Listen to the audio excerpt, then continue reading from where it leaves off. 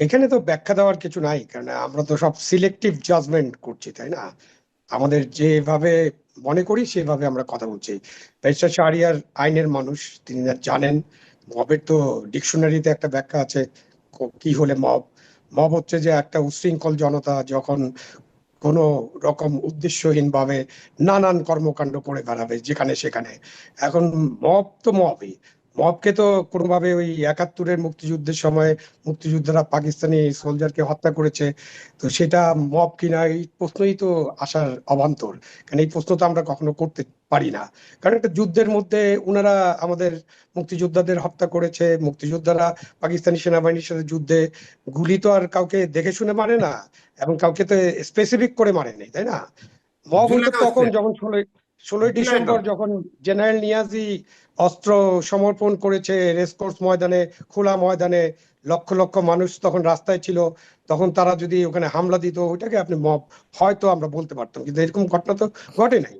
একটা যুদ্ধ হয়েছে, যুদ্ধের মধ্যে যুদ্ধের নিয়ম কানুন অনুযায়ী হয়েছে, এবং পাকিস্তান সেনাবাহিনী আত্মসমর্পণ করেছে একেবারে আন্তর্জাতিক আইন মেনে, এবং ভারতীয় সেনাবাহিনী যৌথ বাহিনীর কাছে, বাংলাদেশ না, তাদের কাছে যৌথ বাহিনী না, আত্মসমর্পণ ভারতের করছে। কাছে ভাই, এখানে আবু এই ভাই তো ভারতের সেনাবাহিনী ভারতীয় যৌথ সেনাবাহিনীর বাহিনীর কাছে, কাছে যৌথ বাহিনী আত্মসমর্পণ বলে করছে। কিছু ছিল না। ভারতীয় সেনাবাহিনীর কাছে এই জন্য ভারত ওইভাবে তো আত্মসমর্পণ করছে চিন্তাই কেন, করলো আমাদের মুক্তিযুদ্ধ। আমাদের বাংলাদেশ সেনাবাহিনীর তখন রেড ক্রসের অংশ ছিল না, এবং তাদের যে নিরাপত্তা দেওয়া সবকিছু দেওয়া এটা তাদের অবস্থায় ছিল না, তাদের সেই সঙ্গতি ছিল না বা সক্ষমতা ছিল না।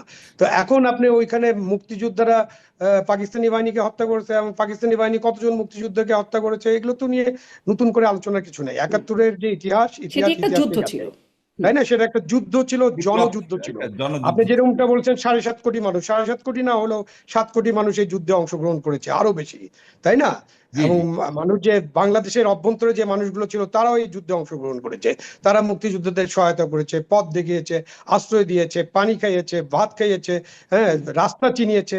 ভারতীয় সেনাবাহিনী তো আমাদের জনগণের সহায়তায় বিভিন্ন অলি গলি এবং বন জঙ্গল গ্রামের মধ্য দিয়ে তো এসে এসে শহরগুলোকে দখল করেছে। তো ওগুলো তো ইতিহাসে আছে, ডকুমেন্টেশন আছে। হুম।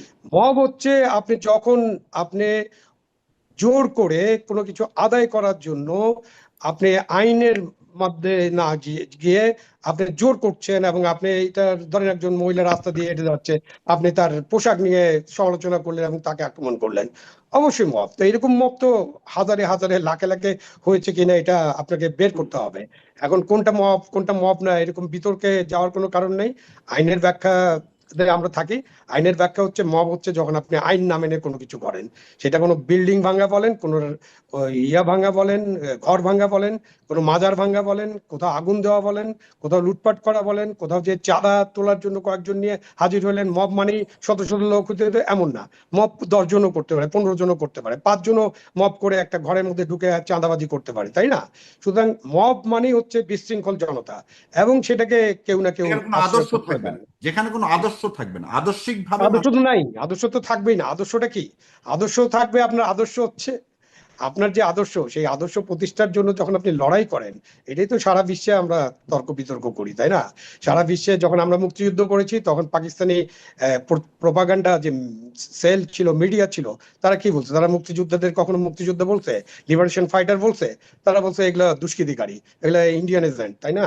এই তো একই জিনিস। এই 24 যেমন পৃথিবীতে আওয়ামী লীগ পৃথিবীতে কখনো সব স্বীকার করে সময়, না, আওয়ামী লীগ না কখনো পৃথিবী, স্বীকার করে না আমার আমার আমার আমার এই বা ৭১-এ জামাতে ইসলাম হ্যাঁ, আসলে তাদের আমরা কিছু আমরা দুষ্কৃতিকারী আওয়ামী লীগের বলেছিল বিষয় নিয়ে মুক্তিযোদ্ধাদের। আলোচনা করছি না। আমি বলছি যে পৃথিবীতে যেখানেই তবে গণযুদ্ধ হয়, জনযুদ্ধ হয়, স্বাধীনতা যুদ্ধ হয়, কেউ তার বিরুদ্ধে যারা থাকে তারা কি কখনো তাদেরকে স্বাধীনতা যোদ্ধা হিসেবে ডাকে?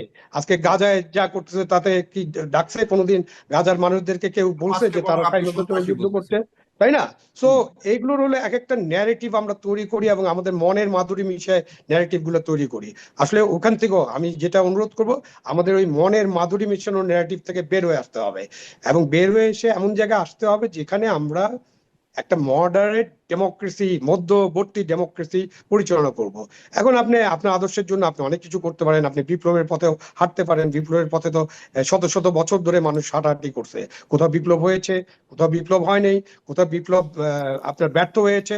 চারু মজুমদার সাহেব করেছে, চে গুয়েভারা করেছে, লেলিন করেছে, আবার একটা পর্যায়ে বসুরা কিছু করছে। বছর পরে, 70 বছর পরে দেখা গেল ওই বিপ্লবের কোনো খবর নেই, বিপ্লব পরাজিত হয়েছে।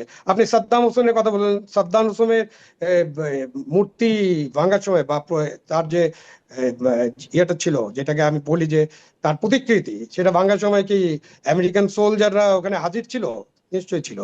আমেরিকান সোলজারদের নাজির অবস্থায় ডকুমেন্ট এখনো চেক করতে পারেন। আমেরিকান সোলজাররা দাঁড়িয়ে দাঁড়িয়ে উৎসাহিত করেছে তার মূর্তি ভেঙে দেওয়ার জন্য। আপনি এখন যে শাহরিয়ার সাহেব যদি সময় থাকে, যদি কখনো সুযোগ পান, আপনি ওখানে যাবেন, যে জিজ্ঞাসা করবেন ওখানকার জনগণ ওই যে তার যে প্রতিকৃতি সেটা টেনে নামানোর জন্য জনগণ একেবারে সফল বলে সকলেই অংশগ্রহণ করতে, এমনটা মনে করার কোনো কারণ নেই। পরিস্থিতির কারণে অনেক জিনিস অনেক জায়গায় ঘটে যায়। সুতরাং আমরা একটু আইনের ব্যাখ্যায় থাকি। আপনি আইন হাতে তুলে নেবেন না। যদি ওখানে আমেরিকান সোলজাররা না আসতো, যদি সাদ্দাম হোসেন পলায়ন না করতেন, সাদ্দাম হোসেন সেনাবাহিনী যদি সরে না পড়তো, তাহলে ওইখানে ওই মবটা সৃষ্টি হতো না। ওটা that was A mob, of course that was A mob. এবং সেই মবটা ডিফেন্ডেড এবং সাপোর্টেড বাই ইউএস সোলজার্স, যেটা ইউএস বিভিন্ন জায়গায় করছে। তো আমরা আইনে থাকি, আইন হাতে তুলে নেওয়াই হচ্ছে এক ধরনের মব। আপনি আইন হাতে তুলে নিতে পারবেন না, সোজা কথা। আপনি আদর্শের জন্য বলেন, আদর্শের জন্য যদি আপনি আইন মানেন, আইন হাতে তুলে নিতে পারেন, তাহলে আপনি ডিক্লেয়ার করেন আপনি এই রাষ্ট্র মানেন না, আপনি এই সংবিধান মানেন না, আপনি কোনো আইন শৃঙ্খলা মানেন না, আপনি আপনার ইচ্ছা মতো সবকিছু করতে পারবেন, তাহলে সেটা আলাদা জিনিস। বুঝলাম ভাই, আইন মেনে কি হাসিনাকে উচ্ছেদ করা যায়? তো জুলাই অভ্যুত্থান হতো, বিপ্লব হতো।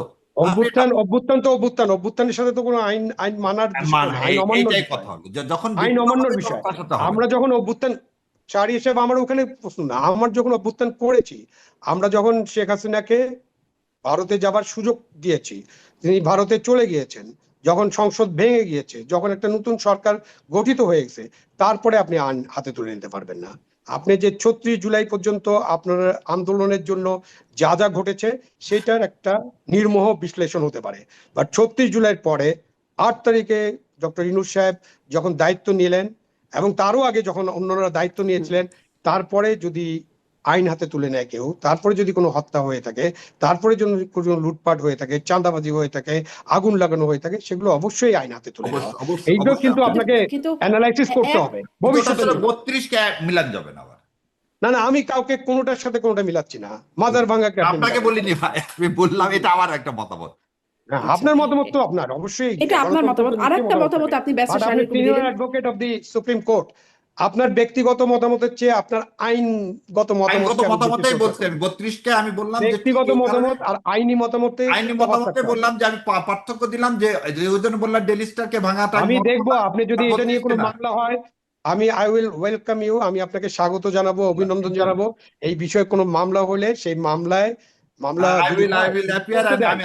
সেই মামলায় আপনি দাঁড়াবেন, দাঁড়ায় আপনার বক্তব্য, আপনি আইনগত বক্তব্যগুলো তুলে ধরবেন, অবশ্যই তুলে ধরবেন, এবং তখন আমরা আরো আলোচনা করতে পারবো ইনশাআল্লাহ। জি, কিন্তু এটা ডিপ স্টেটের মানে তুলে দেওয়ার শব্দ কেন বললেন ব্যারিস্টার শাহরিয়ার কবির? কারণ ৩২ ছাড়াও আপনি আরো অনেকগুলো ঘটনার কথা বললেন, আসলো মাজার ভাঙা। আসলেই তো এই ঘটনাগুলো মানে আনপ্রেসিডেন্টেড, মানে আনপ্রেসিডেন্টেড এই অর্থে বলছি যে ধরেন এত সংখ্যায় একসাথে ঘটে নাই।